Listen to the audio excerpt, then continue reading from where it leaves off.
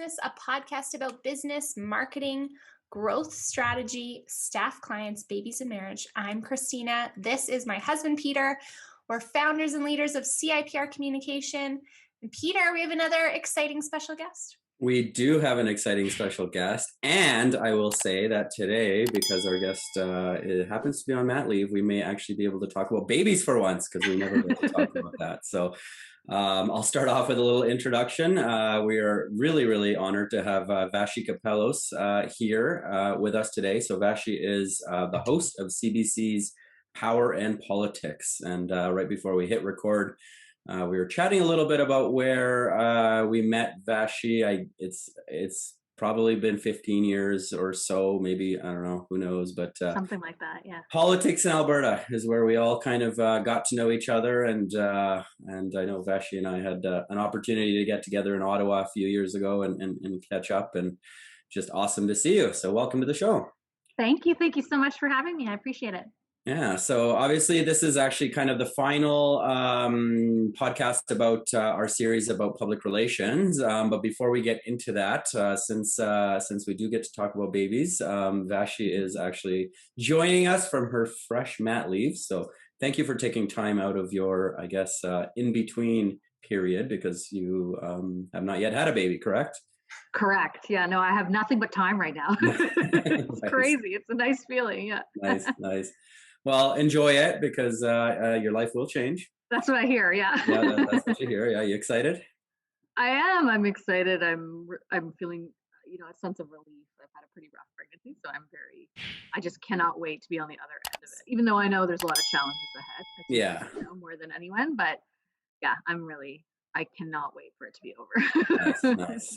So we're soon. I think I would imagine you're soon. Yeah, within a week. Nice. Oh, fantastic. Okay. Well, I'm glad we got you on, because I think within a week we would never hear from you again. So that's awesome. Fantastic. Well, hey, we wish you the best of luck. I don't want to scare you or anything, but in my experience, she's not having twins. No, I know. Yeah, I don't know how you guys did it. I follow along your social media. I can't even grasp it. Yeah, it was pretty wild, but I'm reminded of my sister, I was always on her being like, oh, you have no idea what's coming to you. You have no idea what's coming to you. And then she had like a very tough labor that ended up after like 24 hours in a C-section. And she was just exhausted, and then you get to be a new mom. So there you go. Hopefully you have a better experience than that. Fingers crossed.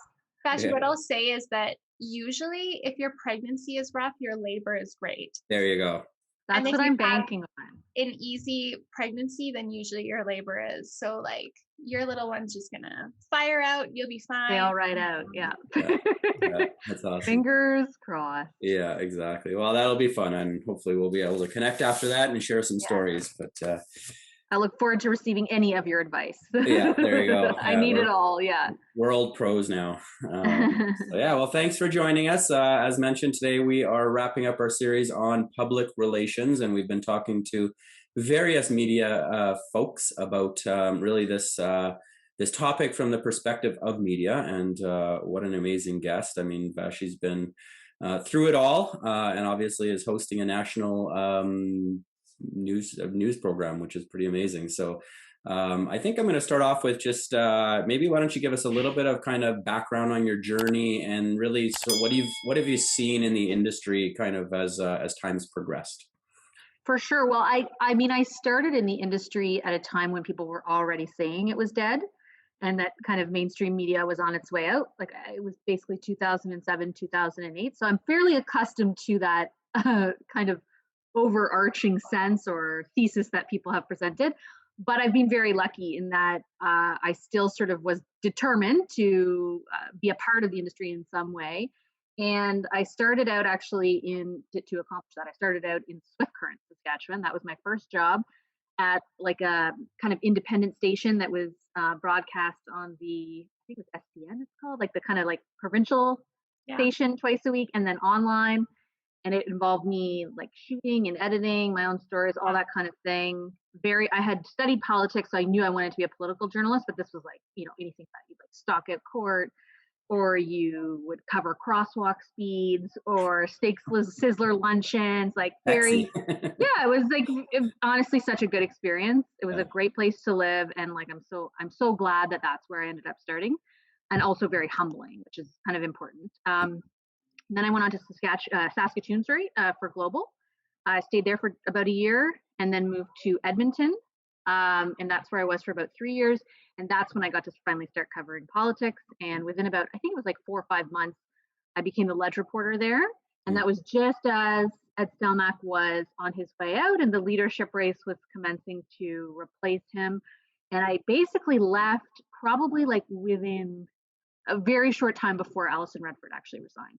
Because Okay. that was the period I was kind of there, which like confirmed all of my sort of excitement about covering politics. Like I always thought I wanted to do it, and then when I actually got to do it, and those 3 years were just like the time of my life, it really confirmed everything for me. And then from there, I went to Global National in Ottawa, and I was there from 2013 till 2018.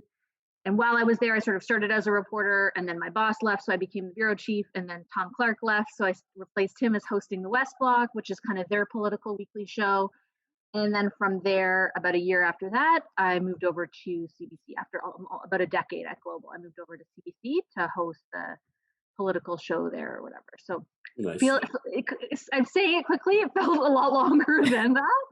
But that's kind of, yeah, that's how it went. And I mean, the industry has really, to your second part of your question, the industry has, I mean, I guess it has changed a lot, like in the ways that were predicted when I started, right? The idea of quote unquote mainstream media doesn't have the same impact that maybe it did 15 or 20 years ago. But at the same time, mainstream media organizations have really, I think, tried, not always successfully, but tried to find their place among those other types of markets as well, and those other types of audiences as well. I think how that all shapes out remains to be determined. I think the audiences have, you look at your own families, your own nieces and nephews, I'm sure like mine, right? They're like, what's TV? Right. Like if it's not on demand, they don't understand it. So I think there's a huge amount of change that the industry is undergoing. But I guess my point is, it always has been the entire time I've been in it. So I'm not one of these people who's kind of like always like, oh, I missed the heyday 30 years ago when I only had one story a day to do and I didn't have social media. Like from the day that I started, basically as soon as I started at Global, I had my first BlackBerry and I went on Twitter type of thing, So it's all I know. Yeah. Yeah, and what I'll say, just a quick kind of aside, is that period of time where you were in Alberta, I feel like some amazing journalists came out of that period, and people that are doing amazing stuff. I mean, you included, obviously, but there's just a cohort. I feel like it was just sort of this time in politics in Alberta where just some amazing things happened and amazing people came out. So, I mean, we were fortunate, Christina and I, in terms of just media relationships, made some great relationships with amazing people who moved on to national political shows and otherwise that are doing cool stuff. So, I mean, well, an interesting thing I always remembered when working there is that I really felt that in Alberta, people still consumed like the 6 o'clock newscast in a huge way, like bigger than anywhere else I've ever worked. And so we got to develop these amazing relationships. And I was saying the other day to somebody, like, it was like Leak City. Like there was so much, like people were, it was the most fun, even to this day, after covering Ottawa for 8 years or whatever, I had more fun in Edmonton covering the Ledge. And it was just like such a great place to learn how to do the best kind of political journalism and foster those sources, foster those relationships. And a lot of it, I think, had to do with the degree to which people of all ages and people involved in politics consume sort of mainstream news. I don't know if it's still the same, but it really was then. Like people sat down at 6 o'clock to watch Global. Yeah. And as a result, your stories had the potential, if you did a good job, to have a real impact. And so you could really like leverage that and vice versa. And you ended up with sort of like, it almost felt like how people describe the heyday of reporting, right? Or a heyday of news, like decades ago. It still felt like that. It's so true. I think about like it, even for us is like on the other side, like being the staffers or the political operatives. I don't remember what it was, something at like the Roundup Center or the Corral in Calgary, and you were there covering, there was like a leadership something. And I remember there were all these like anti pins being distributed, and me as the political person, like, I'm gonna go show this to Vassy. Maybe there's a story here. And coming and be like, hey, did you see this? There's something here. Here, I'll leave it to you. And we may or may not have made some of those pins. I remember that too, you coming onto the political scene, and as a young woman in politics, for me it was really exciting to see now another young woman stepping up on the media side, right? Because usually with that political reporter piece, it is kind of an old boys club, similar to politics. So for me, I was like, okay, good, I like her, we're gonna be friends, let's go. Nice. So obviously, because you're more of a political show, I think maybe this kind of episode would be a little more geared, towards that sort of that GR, that sort of advocacy group, that, less that sort of company, talking about the widget that they just sort of released, whatever. But obviously, some of these changes we're talking about have impacts, now sort of getting media attention. My sense and kind of our, I guess, theme of this podcast series has been, it's becoming more and more difficult for sure. And we're sort of taking actually a paid media approach first, because you mentioned, media channels are starting to change and adapt and shift and whatever, and there's more paid opportunities than there ever have been. So can you give us a sense on, in terms of, earned media versus paid media, how has the world changed from, at least from your perspective? Is it harder from your perspective, in your opinion, for people to get coverage on a show like yours, or in general?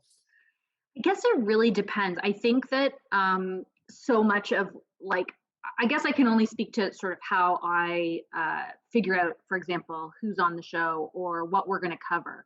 But so much of it is dominated by like what is going on. So, for example, right now it's so much COVID, to the point where I'm sure like you and everybody, like, we're all just like, oh my God, more COVID. but for a while, I mean, at the end of the day, like, that's one of your primary functions in news right now, to get as much as you possibly can, the most accurate information out to people who are hungry, for when they might have to line up for their vaccine, or when, things like that. So if there's big events going on, it really narrows the scope of like what ends up on the show. And by that I mean, probably if I have a 3-hour show, so throughout those 3 hours, I'm going to focus on what I think most people are consumed by at that time, because that's what they're going to watch. Because at the end of the day, I want to do really good journalism, but I also want it to be consumed by people, right? Right. And so that's been like a year and a half now, basically, right? Where like the bar or the amount of real estate for stuff outside of the main big story has shrunk quite a bit. Yeah. I remember prior to that, though, where it was a lot different, right? And I had 2 hours of show at that time, and there was, that felt like a lot. Like, you can cover basically 10 to 12 topics on a show like that. Mm-hmm. So again, for me, it's always like goes back to like, what are people, interested in right now? What are they talking about? What's politically relevant? How can I make an impact with this? How many people does it affect? Like, is it a niche subject, or is it something that could have a broader appeal?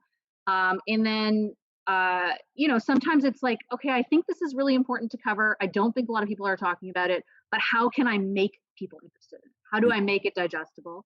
How do I make it interesting? So for me, that's kind of how, I'm not necessarily sure how it is on the other end, but that's like how I go through it. And certainly, I mean, we have the power panel on our show, right? Which a lot of GR people are involved in.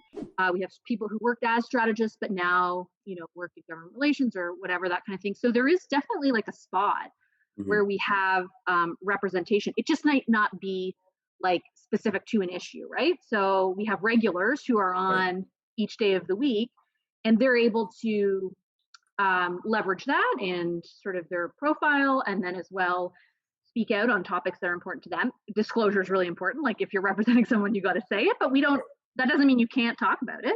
Right. It just means that you're be upfront and honest about it. So there are those opportunities. And then it really sort of like, there's lots of big stories in which there are like airlines, for example, right? So there's going to be people who are GR for airlines. There's going to be people who do that for the unions. There's, and so I cast my net pretty wide, and I try to talk to those people as much as possible, usually like at least behind the scenes, so that I am as informed as possible.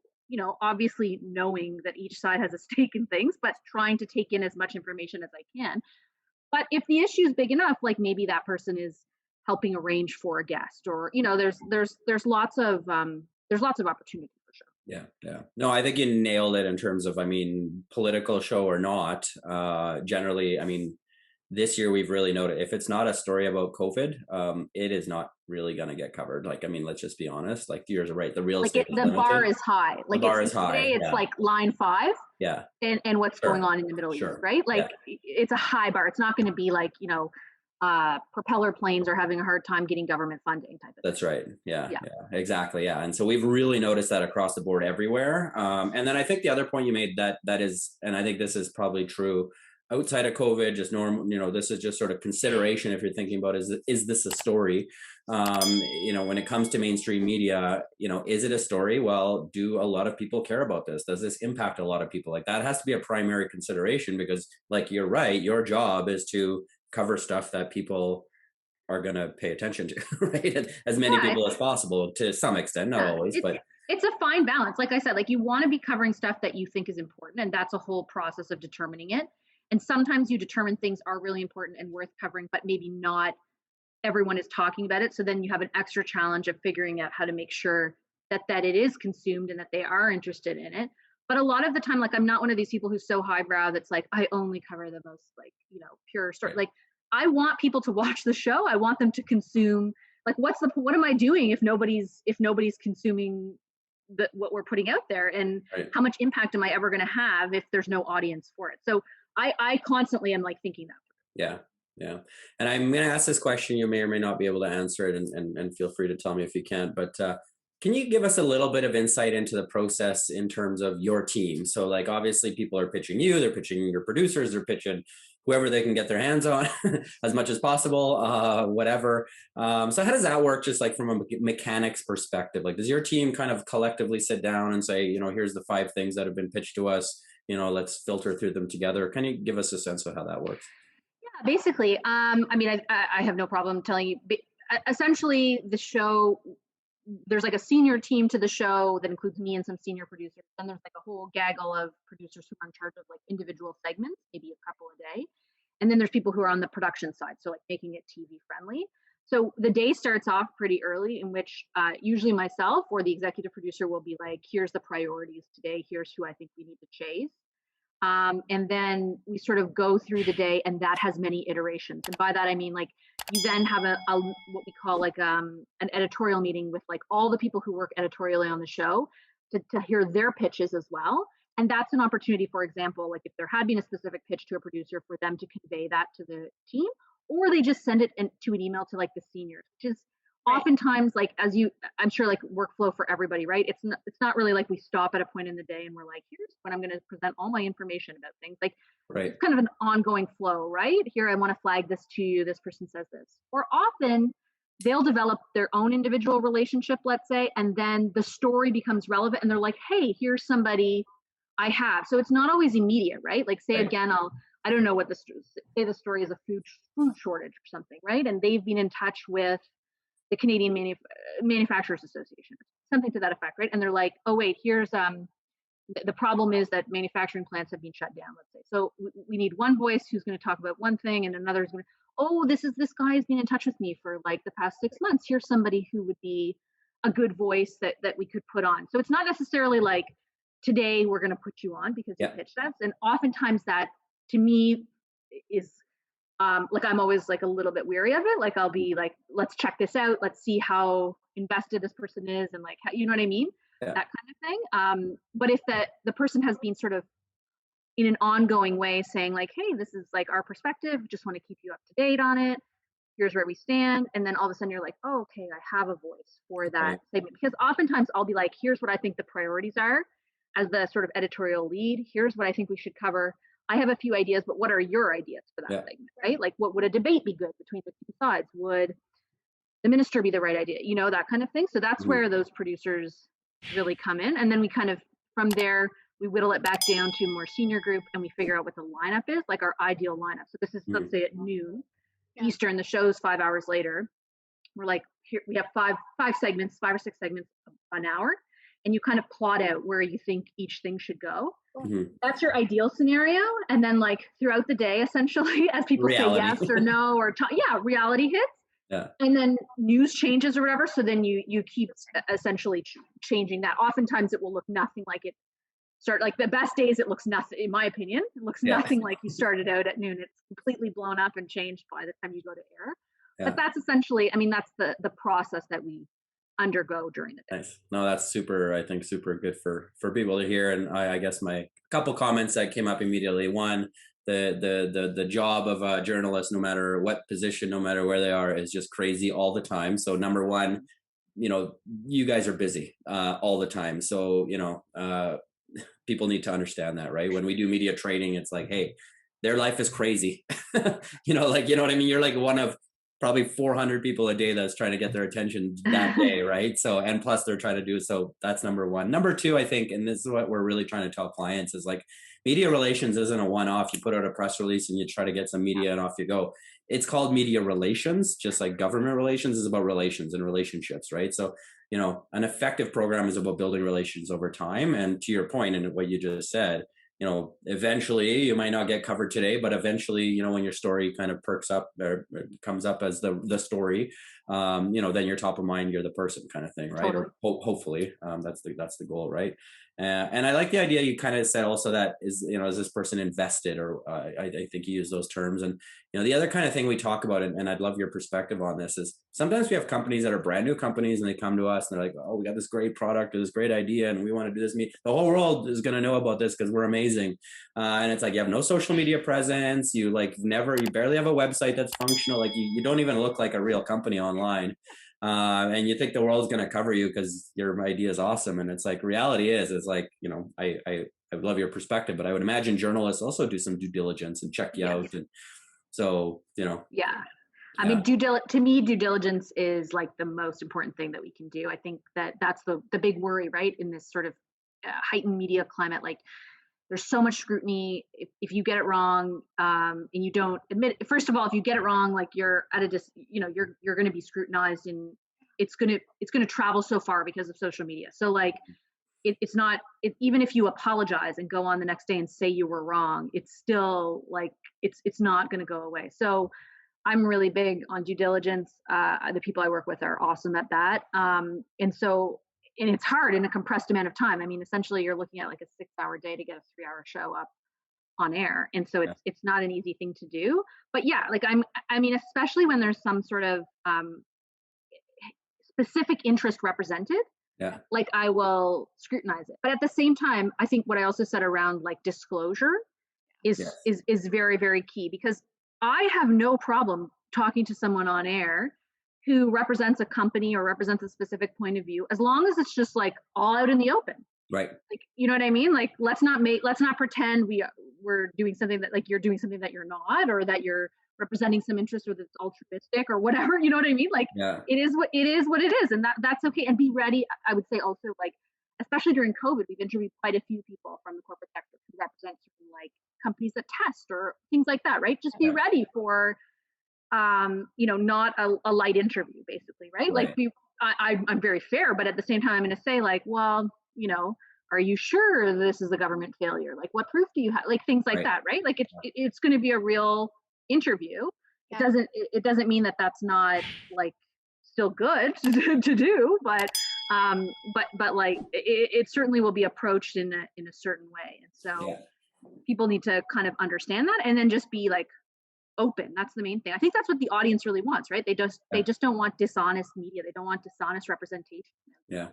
That's important to me. Yeah. And I think, similar down the vein of it's media relations and it's about relationships. I mean, you'll lie once and you're never coming back, for sure. Or you do something dishonest once and you're done. Right. And so, again, think long-term, think strategically, and, it's sort of give honestly and you will get, I think, right.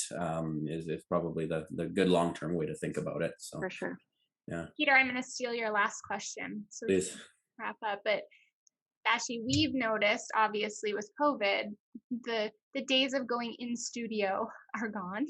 Yeah. everyone's kind of joining. Single tier. Yeah, right. I miss it a lot. Yeah. So this whole notion of joining by Zoom or joining by Skype, we've shifted our whole approach to media training because clearly that's the way media is happening. So I guess twofold question.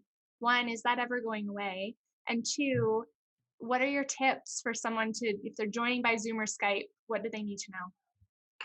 That's such a good question. It's so funny because I've thought about that too, because I'll just say anecdotally, like prior to COVID, my biggest pet peeve in the world was like people joining the show by Skype. I was like, no, force them to, like, I'm like to the producers, I'm like, force them to go in the studio. Like the quality matters. I always had this feeling that like people watching cared if they could hear someone right, or if they see, like I believe TV is a visual medium. I believe that it mattered. And I wanted it to be the best it possibly could be. So I was like, oh God, this guy's by Skype, the connection.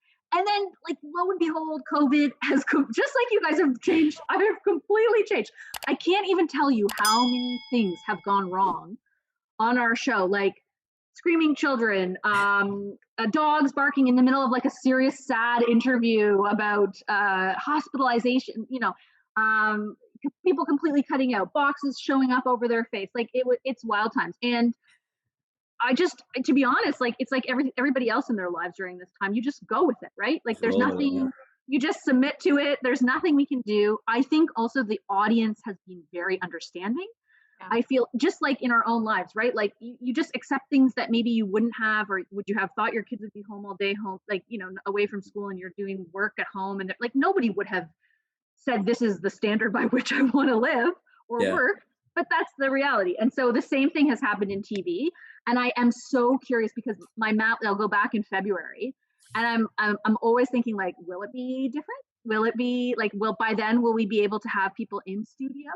I mean, I'll always be pushing for people, I think, to come back to studio, only because I love the conversational aspect of it. I think it just, especially in accountability interviews, it produces a way more, like it's just a better vibe. It's easier to go back and forth. It's not as confrontational, I guess, at times. But at the same time, I feel like everyone's really adjusted to this, and the convenience that it has allowed. Like the other side of it is, I always say to the producers, I'm like, what's going to happen when all these people have to like go into the office or have things to do, places to go, because everyone is like always available to us now, right. Which was never the case prior to COVID. Like you had to do so much juggling. This parents, you have to find someone. This minister's only available at 1:00. Like now it's like they can Skype from their house. Right. So the window of availability has increased so much that like, honestly, 10% of the time in the day now you're getting no's, as opposed to probably 50% prior to COVID. That's just like ballpark, but prior to COVID. So there's like upsides and downsides to it, I think. I'm still hopeful inside that there's some return to normalcy in so far as there's some in-person stuff. I don't think I really got into this so that I could sit alone in a room taping someone, interviewing them for an audit. You know what I mean? Like it's just not really like the best part of the job. And I miss especially being outside of the studio as well. So I am hopeful, but at the same time, I think to a certain degree it's here to stay. Insofar as like, if you can only be available that way, like I think people will accept it now. You'll get way less pushback about going into a studio or into a better setup. As far as like tips go, the biggest things, I mean, people have become really good at it, but like, a nice background, centered, make sure the light is good, like you're not in the dark, you're not shadowy, and your audio works, that kind of thing. We have, it's really interesting. We have like a kind of department at CBC and for Radio Canada, that like this massive department that for all the live shows sort of connects to the guests. And so they've become really good at calling in advance and being like, here's what you need to do, and like coaching them through it. So it looks as good as possible. And I've certainly seen over the months, like a big improvement. People have become pretty savvy to what to do, but like centered, mostly, little distraction. and some nice light on your face, I always find makes a difference. Yeah, it helps, right? Yeah, for Yeah. sure. Yeah. I feel like I'd have to clear off this whole corner of my office. Yeah. I don't know. It looks pretty organized. Yeah, I no, guess it's so. okay. It's okay. Our I team got calls like it my mom corner. yeah. So this is what you have to look forward to. It's like crafts and stuff in here. That's awesome. Nice. Amazing. Well, Yeah, no, I was Vassy, just actually reminded when you were talking yesterday, I was listening and kind of yesterday, Jason Kenny was giving kind of his Facebook update or whatever. I get my Right. little notification, and then 5,000 people are on Facebook. So that's a big change, right? Now, Yeah. that's a big change, right? I mean, Donald Trump kind of, I think, ushered things in with the whole Twitter thing, and now they're using Facebook Lives and other stuff. But a reporter asked a question. Sorry, go ahead. I was just going to say, I don't think it takes away from mainstream media as well. Like if you No. saw during Trump, like the ratings had never been higher Yeah. for all mainstream media. Like I don't think it has to be like, sometimes it's framed as like either social media or regular mainstream. I think like there's a world where both can exist. I don't, that's my own take. Yeah, no, in fact, what we're telling people is it's a multi-channel world now, right? And so it's like every channel and all channels. You need to be thinking about them all, right? Yeah, and then yesterday when there was a reporter, kind of first reporter to ask a question, and there's kids screaming in the background, and she was just like, nothing was stopping her, just like totally focused, asking her question, got it done. And it wasn't even a thing, right? My old colleague, Heather from Global. Yeah, I think it was her. Yeah. Oh, nice. Yeah, it wasn't even a thing though, right? Like nobody, doesn't No. matter. It's fine. Just the way it is. And I think that's a good thing. It's kind of humanized the whole thing, right? So I do too. I mean, at the end of the day, if we're like more accepting of things and people are a little bit more relaxed, it's not the end of the world. yeah, exactly. Yeah. Nice. Awesome. Well, hey, listen, we covered a lot. I wish we obviously could sit here and talk for hours, but that is not the format of our show, unfortunately. So, That's the format of mine. So we thank you so much, Vassy. It was an honor to talk to you, and hopefully you enjoyed being on the other side of the interview panel. I did very much. It's so nice to see both of you again, and I really appreciate you having me on your pod. Thank you. It's an honor, and I'll keep following your social media to get more tips so I don't screw up my kid. Well, I'm not sure if you want to follow us, but I do. Yeah. Awesome. You'll be Awesome. So thanks again. It's Vassy Kapelos from CBC's Power and Politics, talking about public relations. Nice. And thank you everyone for joining us. Remember, you can follow Two Babies in a Business on iTunes and Spotify. We're going to be kicking off our next series, Peter, in the next few weeks. So it's going to be all about the value of tourism. So shout out to all of our favorite DMOs and tourism operators. We're going to be talking to you guys. So again, thanks, Vassy. Thanks, guys. Bye.